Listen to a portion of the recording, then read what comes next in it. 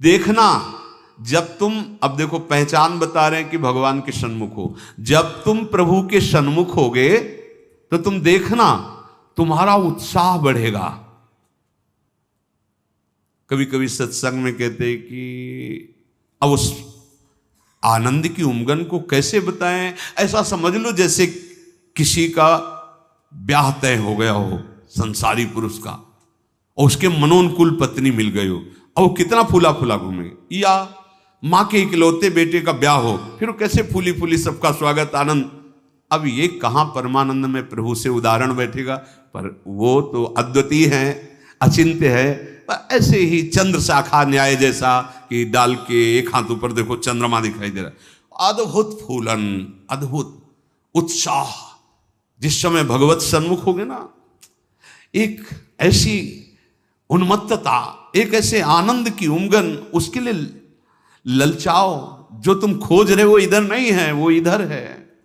परमानंद, विज्ञानानंद, क्या क्या भगवान की उस आनंद को महापुरुषों ने सजा करके, बहुत सुख में, परमानंद में। निश्चित निश्चित हम कई बार कहा है कि अगर इस ऐसा कुछ होता तो हम कह जरूर देते, भले हमारी कमी होती कि हमारी कमी के कारण, पर हम कह देते, पर सच्ची कहते हैं।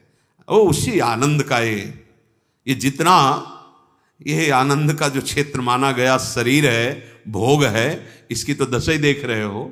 आनंद का स्वरूप प्रभु में। ज्यों ज्यों तुम्हारा प्रभु सन्मुख होकर कदम बढ़ेगा तो तुम्हारे अंदर अद्भुत आनंद, अद्भुत उत्साह, अद्भुत उत्कंठा और एक दिव्य शक्ति। ये भी बात, एक दिव्य शक्ति तुम्हारे अंदर, दैवी संपदा बढ़ने लगेगी, एक अलौकिक शांति रहेगी, दुख सुख में एक समानता का भाव आ जाएगा। कोई भी भोग तुम्हें प्रिय नहीं लगेगा, नहीं खान पान ते भावे है, नहीं कोमल वसन सुहावे है, सब विषय लगे ते खारा है, हरि आशिक का मग न्यारा है। संत जन देखते ही ऐसे लगेंगे जैसे स्नेह संबंधी जन मिलते हैं। अच्छा अच्छा, ऐसे संतों को देखते ही मन नाच पड़ेगा, आज तो हो भाग्य भगवत सन्मुख का, आज तो हो भाग्य, हमें साधु समागम मिला, हमें संत जन मिले। तुम्हारी विलक्षण एक स्थिति होगी, कोई भी द्वंद्व तुम्हें स्पर्श नहीं कर पाएगा। निराशा, चिंता, भय, विषाद, कामना, वासना, ये सब क्षीण होने लगेंगी। केवल भगवत सन्मुखता। जब तक तुम भगवान की तरफ पीठ किए हो और संसार भोगों की तरफ मुख किए हो, तो तुम कुछ भी कर लो, तुम्हें सुख शांति मिलने वाली नहीं। जितना जितना तुम भोग संग्रह, धन वैभव एकत्रित करोगे, उतना ही अशांत और चिंतित और शोकित होते जाओगे। ये महापुरुषों की बात है, देख लो अपने हृदयों को। जितना तुम भोगों की तरफ बढ़ोगे, परिणाम में ये दोष तुम्हारे अंदर आएंगे। जैसे भगवत सन्मुखता, तो कैसे जाने भगवत सन्मुख है? तो बोले ज्यों ही तुम भगवत सन्मुख होगे तो तुम्हारा एक एक क्षण नवीन उत्साह, नवीन उत्कंठा, दिव्य शक्ति और दैवी संपदा, शांति, समता, वैराग्य, प्रेम और संतों को देखकर अपार सुख, ऐसा ये भगवत सन्मुखता का लक्षण। अब यहां बता रहे, चाहे जितना तुम धन वैभव भोग एकत्रित कर लो, भगवत विमुख हो, तुम्हें कभी सुख शांति नहीं मिल सकती। भगवत विमुख का लक्षण क्या है? भय, विषाद, चिंता, राग, द्वेष, वैर, अशांति, द्रोह, दंभ, पाखंड, परिग्रह, हिंसा, कामना, वासना, ममता, दुर्गुण, दुर्विचार, भयानक दुख, ये भगवत विमुख के लक्षण हैं। जो भगवत सन्मुख होता है, एक भी उनके हृदय में नहीं होते। ये जांचो जांचो, अंदर जांचो। भगवत विमुक्ता का लक्षण, मूल लक्षण भोगों में सुख है, इसी में सारे दोष बैठे हुए हैं। और जहां भगवत सन्मुख हुए, तहां तुम्हारा प्रतिपल नवीन उत्साह, नवीन उत्कंठा, दिव्य शक्ति, दैवी संपदा, शांति, समता, वैराग्य, प्रेम, समस्त द्वंद्वों से छूट करके एक अद्भुत आनंद और संत समागम जीवन बन जाएगा। देखो राधा बाबा पूर्ण महापुरुष हैं, कोई उनको जानना थोड़ी साधन साध्य के विषय में, पर आपको ध्यान होगा जब ऋषिकेश में उनके गांठों में बहुत दर्द वात रोग के कारण, तो वो अपने निजी जन से कह रहे थे भाई मुझे सत्संग में पहुंचा दो। वो सेवा करते करते शायद श्रमित हो गए होंगे या जो भी, तो उन्होंने बाबा की इस बात का सपोर्ट नहीं किया। बहुत बार कहने पर तो बाबा कहा कि आप जानते हो कि हम जा ही नहीं पाएंगे। उन्होंने कहा आप जा ही नहीं पाओगे क्योंकि आपकी गांठ, बोले ऐसा नहीं। फिर जो बाबा ने अंदर बात की, वो जो लिखा था कि भगवान श्री कृष्ण से प्रार्थना की कि प्रीतम मुझे इतनी सामर्थ्य केवल दे दो कि जहां से सत्संग सुनाई देता वहां तक मैं पहुंच जाऊं, और एक बांस डंडा उठाया और बाबा घसीटते हुए वहां गए। इस बात का बहुत प्रभाव पड़ा हृदय में कि इनको कोई साधन साध्य विषय अब जानकारी की आवश्यकता नहीं, पूर्ण महापुरुष हैं, संपूर्ण हैं, उनमें कोई भी, लेकिन ऐसे महापुरुष होते हुए सत्संग की इतनी प्रियता, वो देखो लिखा है यहां, साधु सम एकदम आनंदित हो गए कि आज तो मुझे साधु समागम मिला। ये भगवत सन्मुख का लक्षण, विमुख का नहीं, भगवत सन्मुख का लक्षण। तो हम अपने को जबरदस्ती मुख मोड़ना होगा। अगर हम इसी जन्म में परम कल्याण चाहते हैं, इसी जन्म में सुख चाहते हैं, मुख मोड़ना हो। जबरदस्ती शब्द लिखा है, जबरदस्ती मोड़ना, हटो हटो। जैसे ये ना कि अब जिस तुम कगार पे खड़े हो, भारी दरार पड़ गई है, जबरदस्ती हटो नहीं तो गिरने वाले हो, धारा में तुम बह जाओगे, डूब जाओगे। ऐसे ही तुम्हारी वही दशा है जैसे हरी हरी घास खा रहा है बकरा और बकरी से सहवास कर रहा है और बड़ा सुख का अनुभव कर रहा है, पर वो कसाईवाड़े में बंद है। वो ये नहीं जान रहा कि अब की नंबर हमारा आ रहा है गड़ासा चलने का, वो नहीं जान पा रहा है। इसी प्रकार आप खान पान, शौक, मौज मस्ती, परिवार, सांसारिक सुख भोग रहे हैं, पर आपको पता नहीं कि काल के कसाईवाड़े में है। मौत का गड़ासा वो बिल्कुल तैयार किए हुए है, बस समय की देरी है, नंबर आपका ही है। सावधान। इसीलिए कह रहे जबरदस्ती भगवत सन्मुख करो अपने मन को, अपने तन को, अपनी वाणी को, अपनी चेष्टा को। कोई उपाय नहीं है बचने का। आपको दिखाई दे रहा क्या है, तो भयभीत कर रहे हैं, आप देख ही नहीं पा रहे हो, भय तो तांडव मचा रहा है। देख लो, ऐसे जरा सी भूमि हुई, हजारों लोग मकान के नीचे दब के मर गए। ऐसे जल में उफान आई, एक लहर आई, प्रांत का प्रांत नष्ट कर दिया। क्या क्या लीलाएं हो रही प्रकृति की, माया की। हमारा भी तो नंबर आएगा ना, कोई ना कोई तो आएगा, काल का रूप, कहीं ना कहीं कोई रोग, कोई घटना, कोई, और हम मस्त हैं जैसे बकरा हरी हरी घास खा रहा है, ऐसा ऐसा उसको लग रहा है हम बड़े सुखी, ये पता नहीं अगला नंबर हमारा है। तुमको बिना सूचना दिए, बिना राय के तुम्हारी मृत्यु तुम्हारा नाश कर देगी। मृत्यु किसी से राय लेती क्या कि अब हमारी प्रार्थना स्वीकार करें, हम अपना काम शुरू करें, यदि आपकी आज्ञा हो? ऐसा नहीं। अगर ऐसा हो तो कोई तैयार नहीं होगा, कोई नहीं तैयार होगा। बिना आपको सूचना दिए, बिना आपकी राय के वो आपका नाश कर देगी मृत्यु। इसलिए वो सहसा आप पर आक्रमण करेगी, उसके पहले आप सावधान हो जाओ। अब वो कब करेगी कुछ पता नहीं है, इसलिए आपको अभी से, इसी सेकंड से सावधानी करनी है। क्या? एक एक वृत्ति को कृष्णाकार कर दो, प्रियालाल के चरणों में लगा दो। बुद्धिमान उपासक सावधान, तुम्हारी जन्म के साथ ही मृत्यु पैदा हो चुकी तुम्हारी। कितने अनुभवी महापुरुष कह रहे सावधान, जब तुम्हारा जन्म हुआ था उसी समय तुम्हारी मृत्यु भी पैदा हो गई है।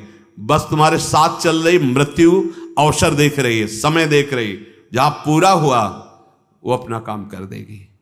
इसलिए प्रतिक्षण तू मृत्यु की दृष्टि में है, शिकार बिल्कुल लक्ष्य पे है। मृत्यु का अंतिम स्पर्श तुम्हारा सर्वनाश कर देगा। शरीर, रुपया, पैसा, कामना, घर, मकान, पद, पदवी, सब।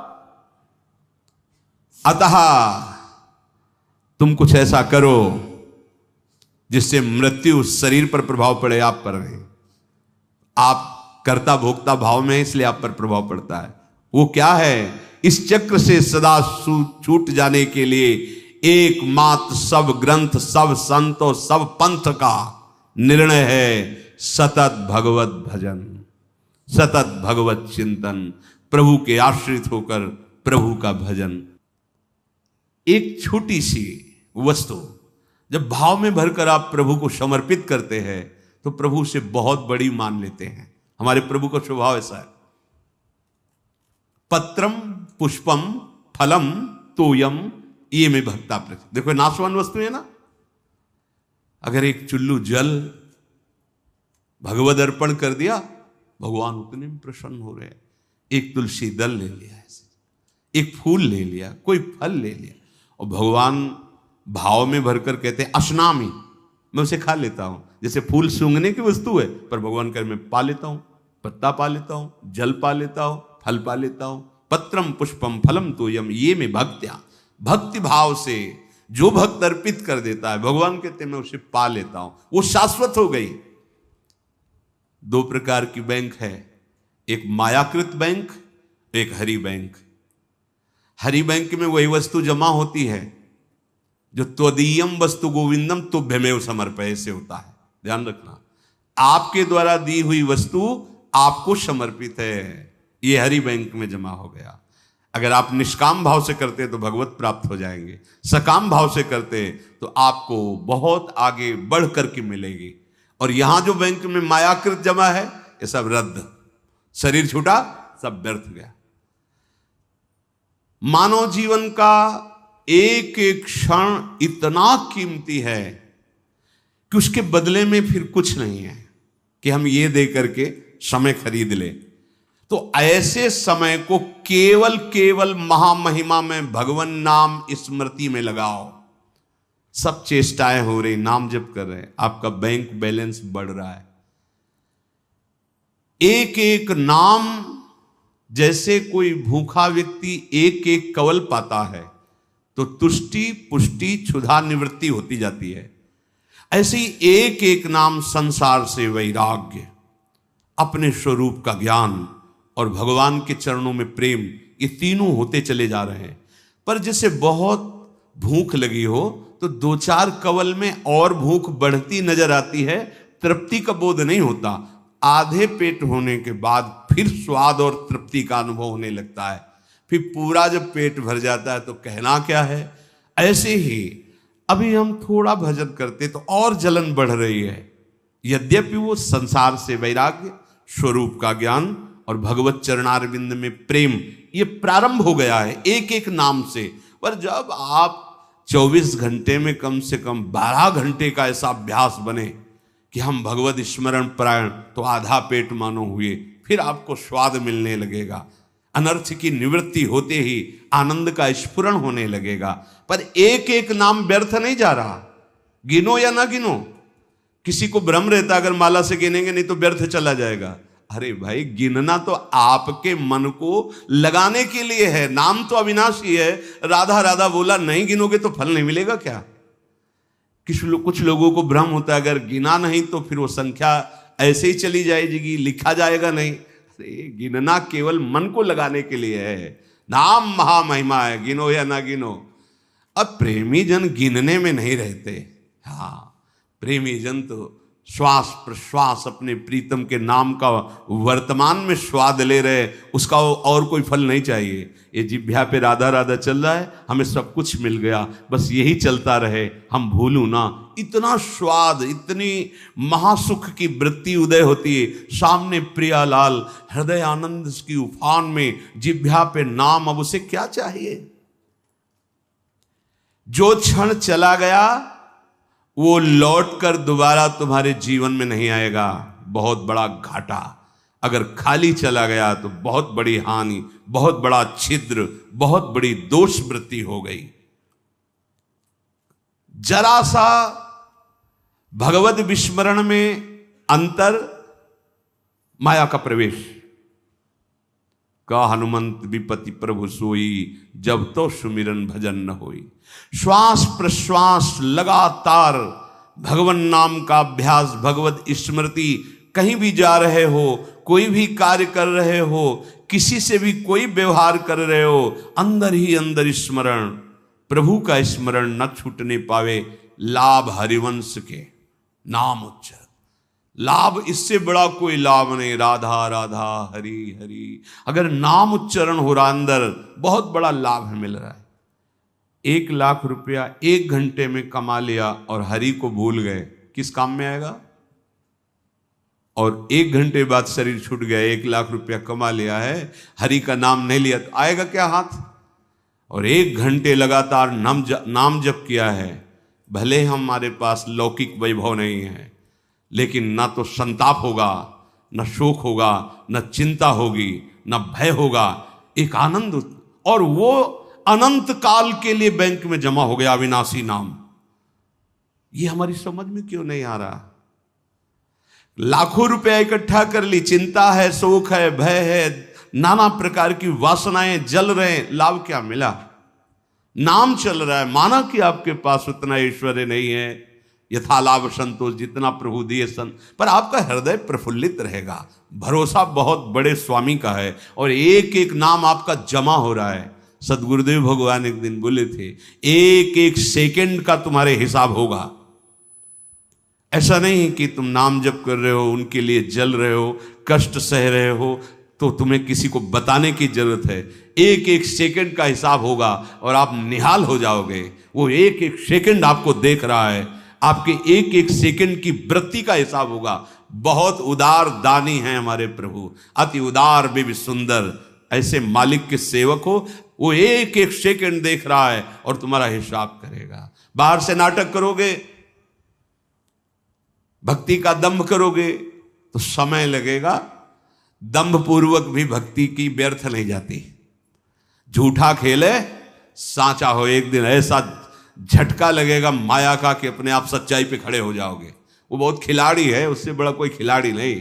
करो करो दम, करो नाटक। अब वो अपना नाटक विस्तार करेगा और ऐसी जगह खड़ा करेगा जहां कोई नहीं, तब पुकारोगे हे हरि, तो बोलेगे आ जाओ, हम तो पहले ही बांह फैलाए बैठे थे, पहले ही तुम तो हमें केवल निमित्त बनाकर भोगों के लिए तुम चल रहे थे, लेकिन अब असलियत में पुकारा, आओ हम तुम्हारे स्वागत के लिए खड़े।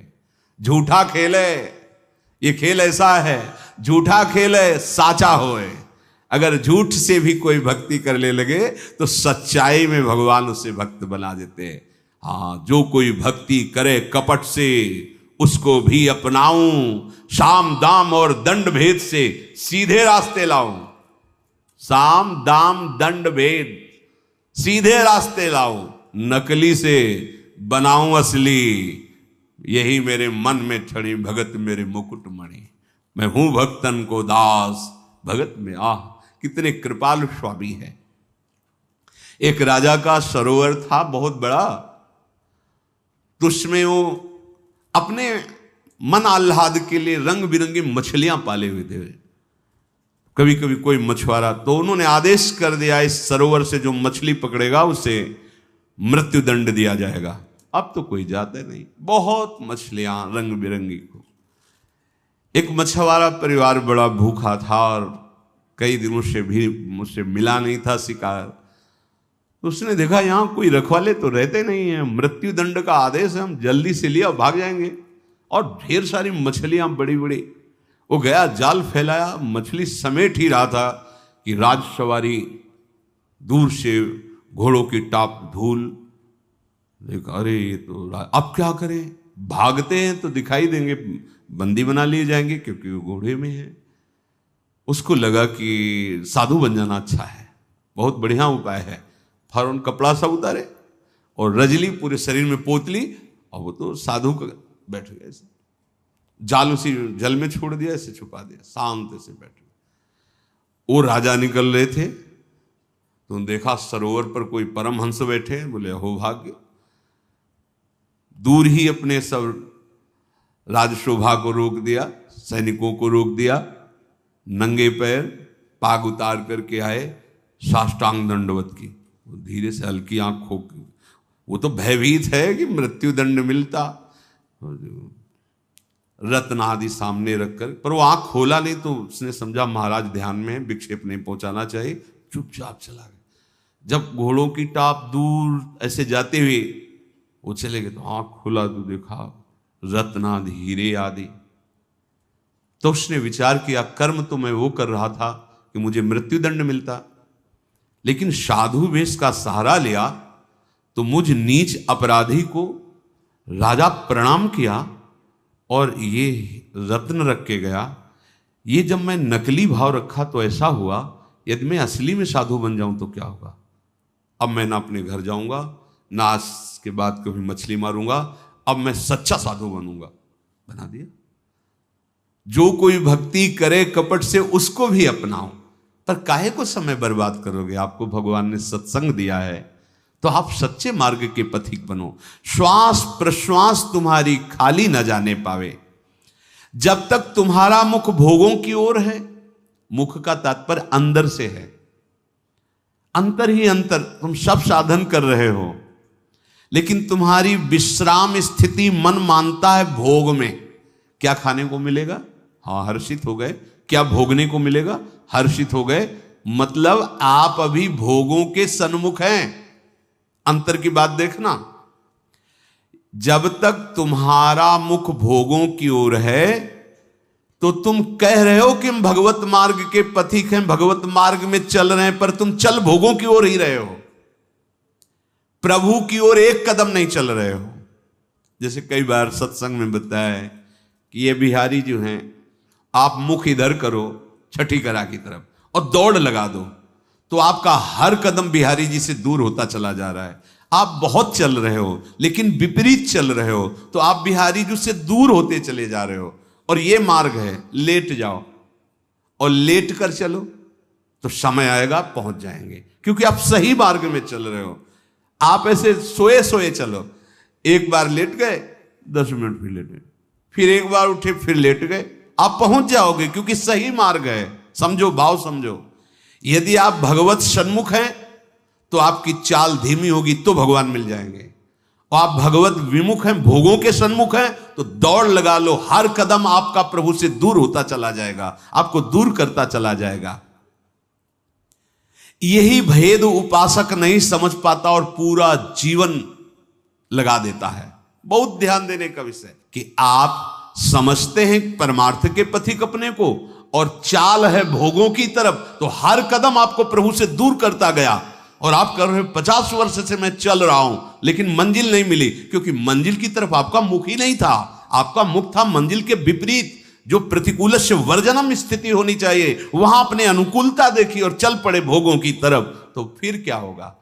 आप यही को कहते हैं आकर कि 20 वर्ष से मैं साधन में हूं। क्या साधन में हो? बहुत दौड़ने वाले हो, बहुत दौड़ाक हो, लेकिन विपरीत दौड़ रहे तो फायदा क्या हुआ। अरे धीमी भी चाल हो लेकिन अनुकूल चाल हो तो मंजिल पास है, दूर नहीं है। ये बहुत समझने की बात, बहुत समझने की बात। यही गलती हमसे होती है। महापुरुषों द्वारा स्वादनीय शास्त्र जिसकी जय घोष करता है, ऐसे नाम का अपमान कर रहे हो।